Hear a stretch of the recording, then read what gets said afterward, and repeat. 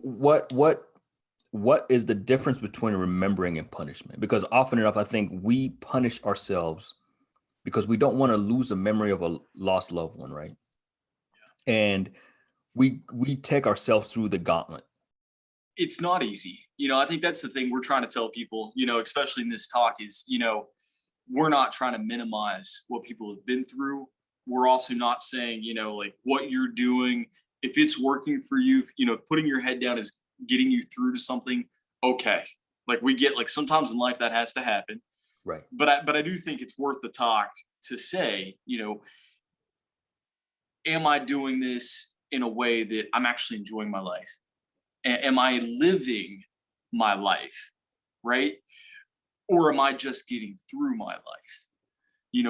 A minute ago, you were talking about honoring or punishing. And, that's one that hits for me. I see it all the time with veterans. I'm guilty of it myself.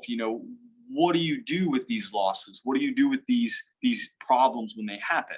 And for me, like I think about, veterans all the time have tattoos, right? So I'm guilty. I showed you this earlier, right? Yeah. So, Yeah. so I'm guilty. I've got a whole half sleeve here, and it's probably the worst tattoo as far as the ink doesn't stick, right? It looks terrible. But to tell you guys what this is the folded flag for my brother from his funeral, right? It's a cross with dog tags on it, right? And like I said earlier, I absolutely would not tattoo the United States Air Force on me. I'm not doing it. It's not happening. I'm like, you know what? Like, I'm a Marine, like, and I love my brother, but he doesn't get that one. Right? No. Y'all gotta understand, this is a hardcore Marine saying, hey, listen, the Air Force ain't going nowhere on my body. So now, in all fairness to the Air Force, though, I'll throw it out there. So if you guys can see, I don't know, but there's a plane under there. I did get a tattoo of a plane, and the wing numbers for his birthday, right? Fair enough. I love it. So I love my Air Force crew too. Just throw that out there. But going back to that, right? So you think about tattoos, you think about bracelets, right? You think about these things that we have as constant reminders. And the one thing that I really try to hammer with veterans is why? Why are you wearing these things, right? Are you wearing these things because this is something for you that you get to remember, right? But what does that memory do for you? Is this one of those things where when I lost this person, right, when they are no longer here, did I find myself in this unique position where I didn't want to forget them? I didn't want to leave them behind. And so essentially what I did was I stopped living. I stayed put.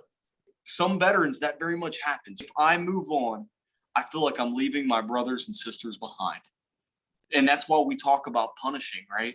When you look down at that bracelet and you think about those tattoos, we were just laughing about tattoos of my brother's death. Think about that for a second. Right. I don't hold it against him that he was Air Force. I think about it, but I don't do that, right? Right. But the reality is honoring is recognizing those people and realizing when I look at that bracelet or when I look at that tattoo, what am I going to do to make them proud? How am I going to move forward in my life that I pull them with me? Instead of me staying back there with them, how do I bring them with me and move on in my life to a point where they would be proud of me, that I can be happy and show them, you know what? This is worth it.